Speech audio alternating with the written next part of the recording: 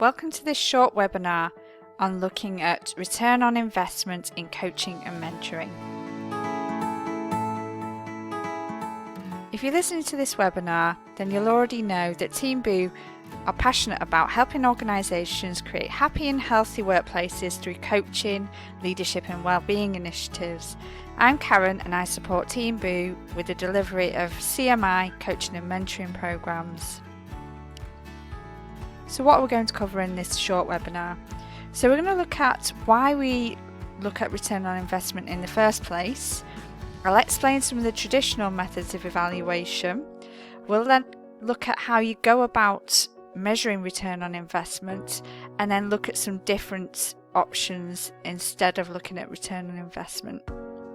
So this webinar will hopefully help you with your assessments at level 5 and level 7.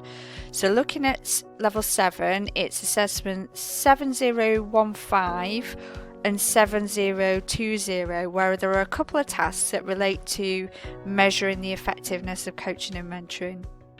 So in 7015 you need to conduct a cost-benefit analysis, and then in 7020 you're looking at evaluating the benefits of coaching and mentoring, so it could be relevant to this one.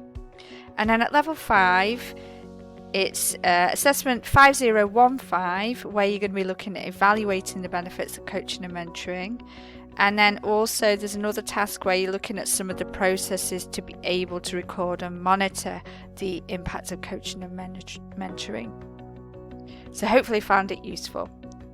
A good place to start then is to think about what is a definition of return on investment. So return on investment is essentially a financial metric where you're looking at the profitability that the coaching and mentoring program has produced, and you're measuring the return from the investment in that program.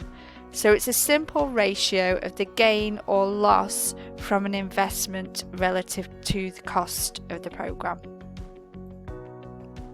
So why do we look at this? So it's widely known that coaching and mentoring have great benefits for organisations, and here are some of the statistics that demonstrate this from the International Coach Federation. However, there are lots of organisations that are still not benefiting from coaching and mentoring, and it may be down to the fact that it's quite difficult sometimes to demonstrate some of the benefits that coaching and mentoring can give us to our senior leaders, and demonstrate this through hard facts and evidence so that we can show the impact on performance or the overall performance of the organisation, or even looking at how do we measure our financial impacts. These can be quite difficult. And it is important sometimes to look at this because there are pressures on budgets generally, and spend on coaching and mentoring is no different. So it can be challenging to do it, but it is possible. So let's have a look at some of the more traditional methods of evaluation. So you might have come across this model that was developed by Kirkpatrick back in 1975. It has been updated since with a further level by Phillips, and I'll talk through the different levels so that you gain an understanding. So at level 1 we're looking at measuring reactions to learning, so the feedback sheets that you normally complete at a learning event, and you can do that kind of thing as well for coaching and mentoring. So for coaching and mentoring you could look at the effectiveness of the coach or mentor, or the intent of the coachee to put into practice what they've learnt using maybe a feedback sheet. At level 2, the measurements then focus on what participants have learned during the programme, and so in coaching and mentoring this could be done perhaps by using a self-assessment of new skills and knowledge that they've learnt. And then at level 3 we're looking at changes in behaviours or application of learning in the workplace. So here you can use lots of different methods. So for coaching and mentoring it could be trying to capture these behaviour changes through, say for example, a reflective log or a journal, or even using something like 360-degree feedback. So at level 4 what we're doing here is focusing on the impact that the programme has gained. So things like thinking about outputs, quality, cost, time, client or customer satisfaction. Those are the kinds of things that you'd be measuring for business impact at level 4. So level 5 was added at a later date by Phillips, and this is measuring return on investment. It's often seen as the ultimate level of evaluation. So what you're doing here is comparing the program's monetary benefits with the costs. And all of these methods from level 1 all the way up to level 5 can be used to measure the effectiveness of coaching and mentoring. And the kind of things that you could look for are things like efficiency, so how have the sessions been run and converted into actions and results. Effectiveness, so how far have the steps been taken towards achieving the original goals set out in coaching and mentoring. Relevance, so how are the experiences in line with the needs and the aspirations of the coachee. Things like impact, so how significant was the change towards achieving the overall goal. Benefits, so how does the impact compare with the wishes and the needs of the coachee and the sponsor that were set out at the beginning of the programme.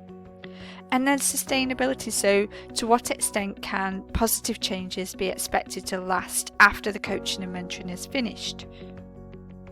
And the sorts of things that you can use to enable you to do this are things like pre-session questionnaires or review meetings, things like journal entries or reflective logs can really help.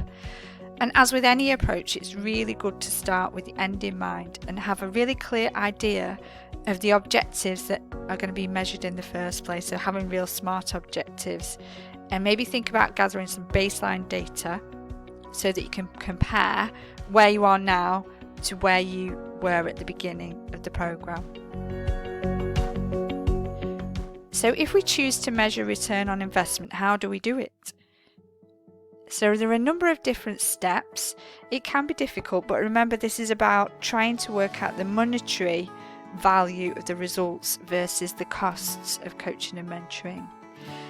It can be difficult because you need to isolate the effect of coaching and mentoring on the benefits that have been gained. So here are some of the steps that you could take that are on the screen.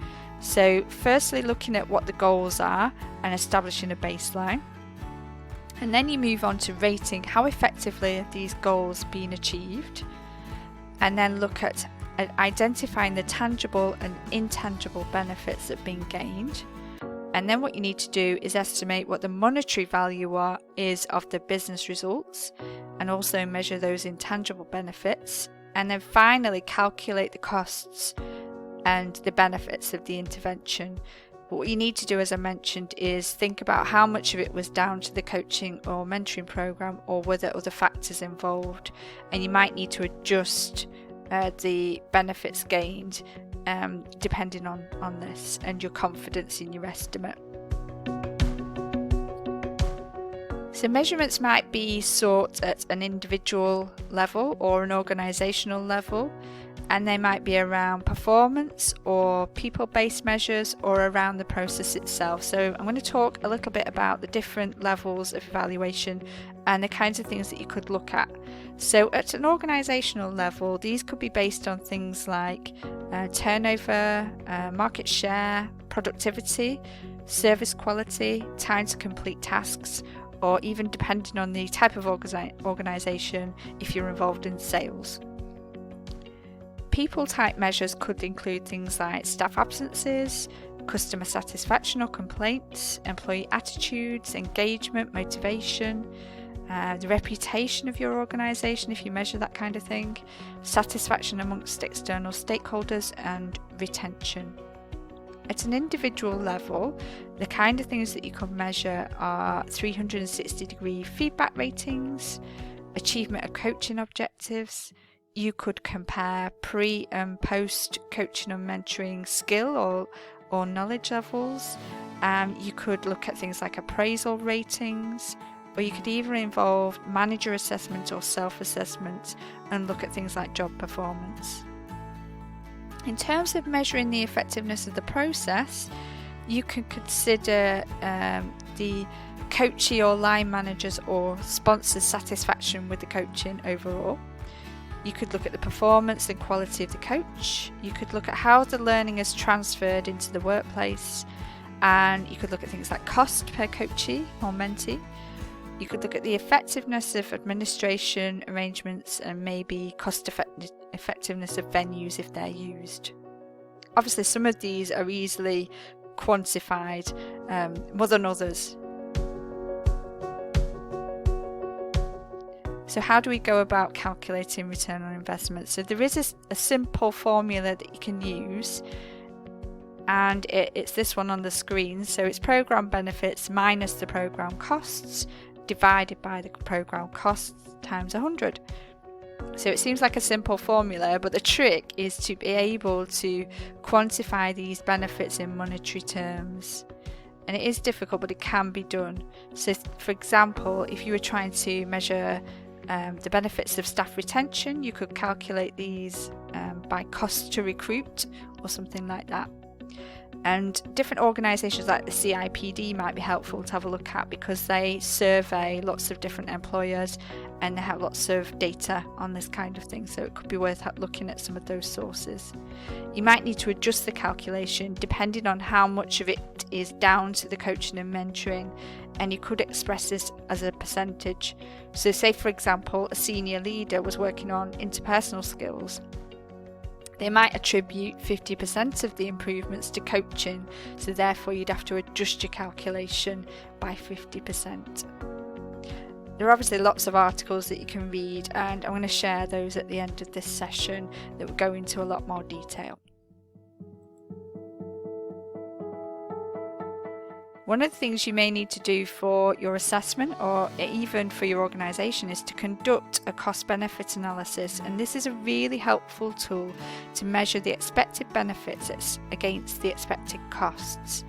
And this is a very simple example on the screen of how you could go about doing that.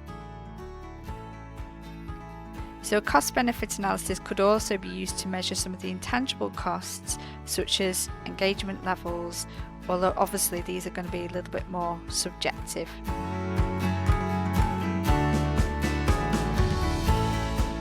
So measuring return on investment can be quite time consuming, it can be difficult, and there are sometimes complicated formulas. And so we need to know that it's worth the effort and investment in that time, and it's what our stakeholders actually want. If it is too difficult to isolate the impact of coaching and mentoring, you might want to think of another approach, which I'm going to talk about in a minute, called return on expectations. So for a return on investment process to be useful, you need to weigh up different factors, such as how feasible is it to do, how easy is it to do, to interpret, and how credible and sound is the data. So the process itself must be economical, you must be able to implement it easily, and it needs a really practical approach that's going to be credible, and you've followed lots of logical and methodical steps so that the data earns the respect it needs from your stakeholders. And also, as I mentioned before, you need to take into account any other factors that might have influenced the benefits. If you decide you can't meet these requirements for a sound process, then you could think about return on expectations. And what this is about is looking at the organisation and what's important to them to measure. So it could be things about changes in motivation and performance. Is there a change or improvement in their workers' performance that the company is expecting? And the way that it's calculated and measured is determining with your stakeholders what the expectations are for the coaching and mentoring program at each of these Kirkpatrick levels.